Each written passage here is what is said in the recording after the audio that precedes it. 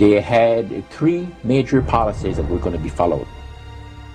First, Lucifer says, we have to make sure that people, humans, get to believe that Satan and his angels do not really exist. You know, Roger, that's interesting because a recent research study report that I read indicated that in a national survey, I believe it's over 75% of people do not really believe in a real tangible devil. But there is one. Oh, yeah. The next thing, the three parts policy that they had adopted there, the second one was to find a way of being able to get total control of people's minds. And that would be done by taking hypnotism out of the realm of the occult and introduce it as a new science for the benefit of mankind. They felt that by taking hypnotism out of the realm of the occult and introducing it as a new science for the benefit of mankind, they could then use people of great renown, educators, people of capacity, that would do great things, such as supposedly regress people in time to former lives that they had.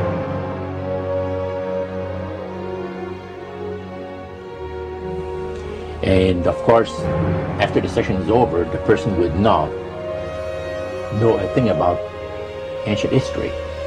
And the person she or he has talked about performing, certain deeds, we'll say, 3,000 or 4,000 years ago.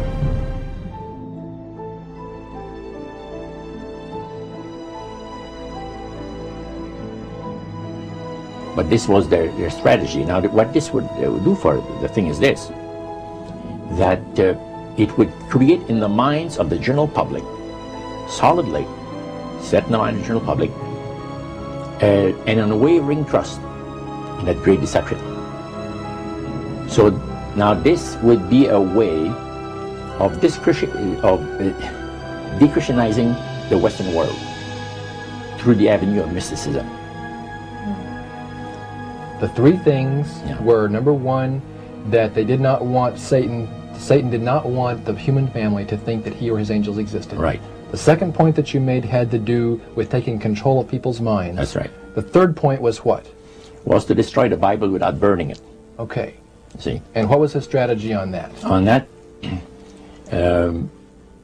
it was very interesting. Because after the Great General Council, it was decided that Satan would tutor Charles Darwin personally in setting up the principles of his theories of evolution. He was tutored by Lucifer himself, fallen Lucifer. And at that time, it was understood, Satan and his spirit counselors understood, that if a person was led to believe in the theory of evolution, it would, in his life, destroy completely the creation week of the Bible, the fall of man, and plan of redemption. It would do away with it.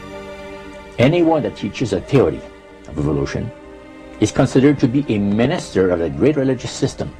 And he said that every teacher of that theory is recognized by the spirits as a person of great value and receives a very special unction from Satan himself, giving great power to induce spiritual blindness, to convince and convert. Three capacities.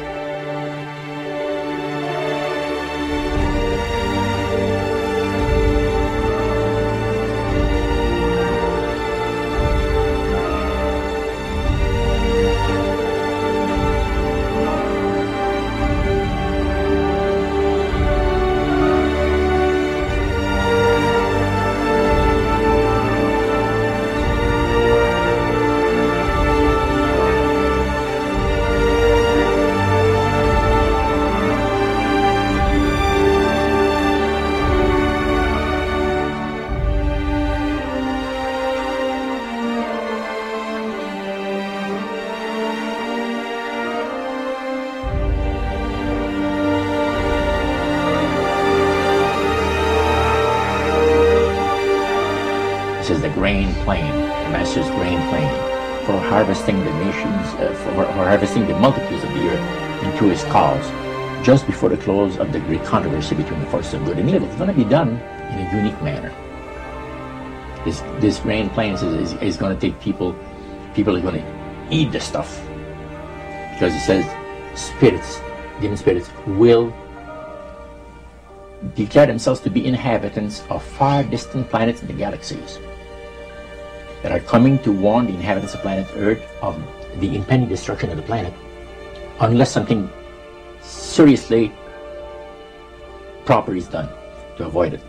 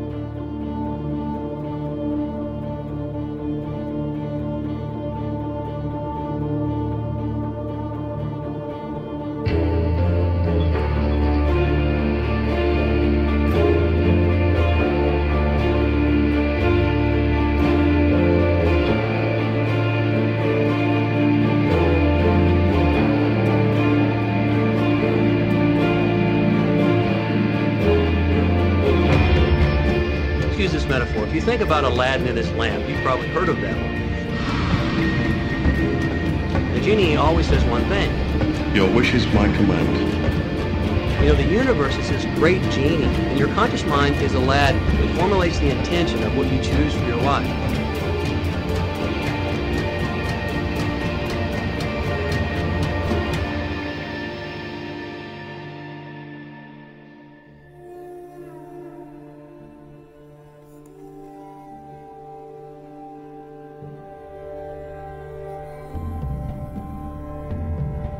At the very heart and core of all these secret societies lurks the Kabbalah. It is a method of encoding information through a system of mathematics and numbers. These people that belong to the secret societies never dared to write down in any language what they knew, what it was that they were guarding, because then someone could steal it and then the secret would be out. So they took this knowledge and they made it occult through a system of encoding, encryption, one of which is mathematics, numbers. Another is architecture. Everybody wonder, why do they have a fraternal organization called the Freemasons? Aren't those the guys that build walls? You bet they do. But every wall they build contains the secrets that have been kept and maintained throughout the ages, and it's encoded in the architecture and in the measurements of the buildings and in the mathematical formulas used to derive the geometry, the shape, the length and breadth and height of rooms. It's all encoded there.